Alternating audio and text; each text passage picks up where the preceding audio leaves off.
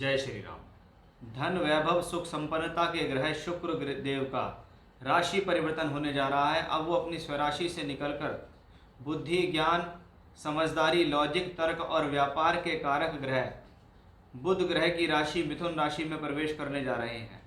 12 जून 2024 को शुक्र का राशि परिवर्तन होगा और शुक्र अपनी वृषभ राशि स्वराशि से निकलकर अपने मित्र बुध की राशि में प्रवेश कर जाएंगे, जहां पर वो लगभग 7 जुलाई 2024 तक रहेंगे। इसका आपकी राशि पर क्या प्रभाव पड़ने वाला है, इस विषय की जानकारी हम पूर्ण रूप से आपको आज इस वीडियो के अंदर देंगे। अगर आप हमारे चैनल पर पहली बार जुड़े हैं, वीडियो आपको पसंद आती है तो आप उसको सब्सक्राइब कीजिए, जिससे आपको आगे भी जानकारी मिलती रहे। और स्क्रीन पर जो नंबर दिए हुए हैं, यदि आप अपनी जन्म पत्रिका दिखाना चाहते हैं तो व्हाट्सएप नंबर आपको दिया हुआ है, वहाँ पर आप अपनी डिटेल शेयर कर सकते हैं। सबसे पहले हम जानकारी लेते हैं कि शुक्र ग्रह, जिसको धन, वैभव, सुख संपन्नता, साथ ही साथ काल पुरुष में धन का दूसरा भाव यानी फाइनेंस और लिक्विडिटी के नाम से जाना जाता है, वो ग्रह जो सुंदरता पर, आभूषण पर, ज्वेलरी पर अधिकार रखता है, लग्जरी पर अधिकार रखता है, ऐसा प्लेनेट कहलाता है शुक्र। यानी शुक्र एक शुभ ग्रह है, एक नेचुरल शुभ ग्रह है। और ये नेचुरल शुभ ग्रह बुध की राशि के अंदर ही प्रवेश कर गया है। यानी देखें तो शुभ ग्रह का गोचर शुभ ग्रह की राशि में हो रहा है। वहाँ पर बुध ग्रह की राशि है जो कि एक वायु तत्व की राशि है। यानी ऐसी स्थिति में विचारों का आवागमन होता है। आपके द्वारा किए गए विचार, आपके द्वारा लिए गए निर्णय किसी न किसी रूप से दूरगामी दृष्टिकोण रखते हुए ऐसी स्थिति में सफलता देते हैं।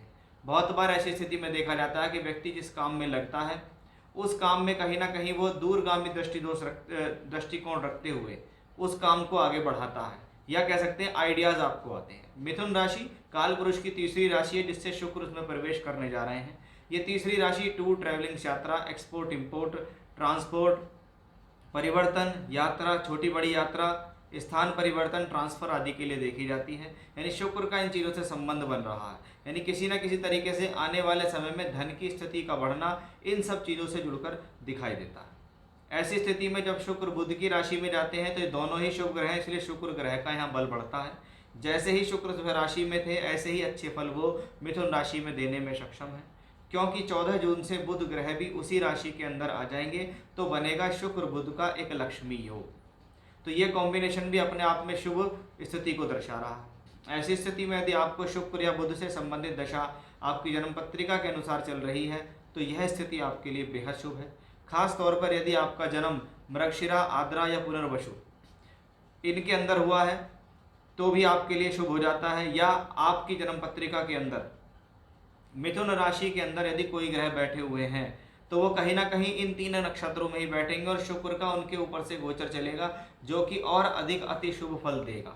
यानी हम ये भी कह सकते हैं कि शुक्र बुध की दशा का फल बढ़ जाता है ऐसी स्थिति में।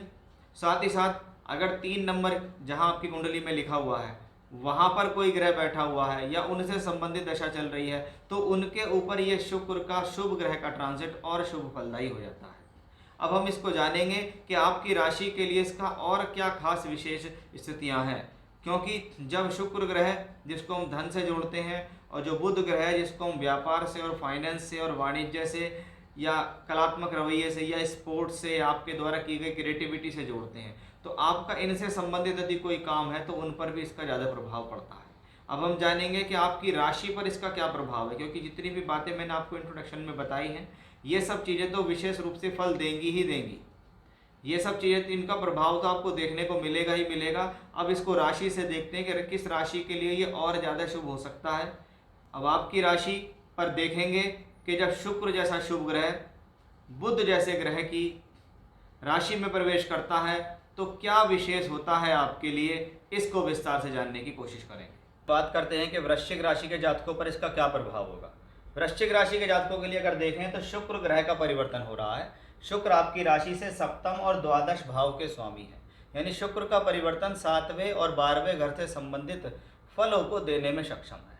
अब शुक्र ग्रह सप्तम भाव का स्वामी होकर 8वें घर के अंदर गया है। ये 7वें घर का स्वामी भी है, 7वें घर का कारक भी है। तो ऐसे समय में देखा जाता है कि विवाह वैवाहिक संबंध तो नहीं बनते, यानी इस दौरान कोई विवाह या रिश्ता होने की स्थितियां नहीं बनती।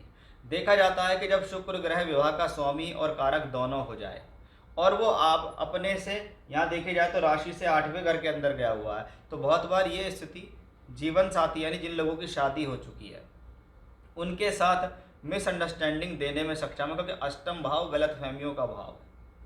उसके कारण आपके जीवन में सुख की कमी हो जाती है, उसके कारण आपके जीवन में प्यार की कमी, प्रेम की कमी हो जाती है। तो इस दौरान थोड़ा सा ध्यान रखें कि बिना वजह ऐसा कोई कार्य ना हो जिसकी वजह से आपके जीवन साथी के साथ आपका तनाव हो, बिना किसी बात को लेकर कोई झगड़ा या क्लैशेज हो, या कोई गलतफहमी का शिकार होकर आपको कोई नुकसान हो। इस बात का विशेष ध्यान आपको रखना हो, क्योंकि वृश्चिक राशि के जातकों के लिए जो शुक्र ग्रह है ये मित्र नहीं है, अच्छे भावों का स्वामी भी नहीं है, अच्छे भावों में बैठा हुआ भी नहीं है। इसलिए यहाँ पर हम शुक्र से संबंधित अच्छे फल नहीं कह सकते। यानी ये स्थिति कोई खास लग्जरी देने वाली नहीं है, वैवाहिक सुख देने में सक्षम नहीं है, विवाह कराने में सक्षम नहीं है। साथ ही साथ क्योंकि 12वें घर का मालिक होकर शुक्र यहाँ, तो ये स्थिति आपके ऊपर खर्च की स्थिति को बढ़ा सकती है, अनावश्यक खर्च कर सकती है। हेल्थ इश्यूज़ पर पैसा खर्च हो सकता है। तो बहुत बार पारिवारिक जिम्मेदारी को लेकर पैसा खर्च होना, जीवन साथी की तबीयत खराब है उस पर पैसा खर्च हो रहा है, तो कभी कभी ससुराल पक्ष की को भी आपको अपनी तरफ से कुछ हेल्प करनी पड़ जाती है, या ससुराल पक्ष में आया हुआ कोई अनावश्यक खर्च आपको परेशान कर देता है। ये स्थितियाँ भी यहाँ से देखी जाती हैं। क्योंकि शुक्र 8वें घर में है, तो ऐसी स्थिति में व्यक्ति को अपने आचरण पर भी बहुत ज़्यादा संयम रखना चाहिए, अपने चरित्र पर संयम रखना चाहिए। किसी भी तरीके का कोई ऐसा काम ना करें जो आपके चरित्र को लेकर आज आपको जो हो सकता है वो चीज़ बेहतर लग रही हो, लेकिन भविष्य में आप उसके बारे में सोचेंगे तो आपको बहुत ग्लानि फील होगी और आपको लगेगा कि भाई ये जघन्य पाप मुझसे कैसे हो गया। तो ऐसी स्थिति में मैं कहता हूँ लोगों से कि अपने चरित्र का ध्यान रखें, क्योंकि बहुत बार जो कॉम्बिनेशंस होते हैं जिनको हम कहते हैं कि आपने छुप छुपावट करके कोई गलत काम जीवन में कर लिया, वो ऐसे ही गोचर में होता है कि भाई आपकी बुद्धि काम नहीं की, आपके सोच विचारों ने काम नहीं किया, आपकी उमंगे, आपकी एनर्जी, आपकी लस्ट आपके ऊपर हावी हो गई और आपने यहाँ कुछ गलत निर्णय ले लिए। उस बात का विशेष ध्यान आपको रखना होगा, क्योंकि ये शुक्र का गोचर है 12 जून से 7 जुलाई के बीच में है। ये कोई बहुत खास आपकी राशि के लिए नहीं है, इसलिए ऐसे समय में संयम रखें, खर्च को संतुलित रखें, सोच समझ कर खर्च करें, इन्वेस्टमेंट सोच समझ कर करें। ज़रूरी नहीं है बिना वजह आपको इन्वेस्टमेंट करना है, और बहुत बार ऐसे समय में किया गया इन्वेस्ट नुकसानदायी होता है, आपको उसके अच्छे फल नहीं मिलते हैं और उससे आपको नुकसान भी हो जाता है। ये सब चीज़ें भी यहाँ से क्लियरली दिखाई देती हैं। यानी मैं कह सकता हूँ कि भाई वृश्चिक राशि के जातकों के लिए ये पूरा शुक्र का गोचर सावधानी भरा ही है। इसमें सावधान भी रहना है, सोच समझ कर निर्णय लेने और अपने आप, अपनी अंतरात्मा, अपने मन पर संयम रखकर चलना है, तभी आप इसको मान सकते हैं। क्योंकि ऐसे ही समय में व्यक्ति से जीवन में गलत कार्य होते हैं, फिर वो एक बार उन चीज़ों को कर लेता है, लेकिन फिर वो सोचता है अब क्या करें, इसका माफ़ीनामा कैसे होगा। ये नहीं होगा, क्योंकि अब आपका विवेक काम नहीं कर पा रहा है। तो आपको अपने विवेक को जागृत रखना है, अपने आप पर संयम रखना है और जो काम कर रहे हैं उसे ईमानदारी से आगे बढ़ाना है। जय श्री राम।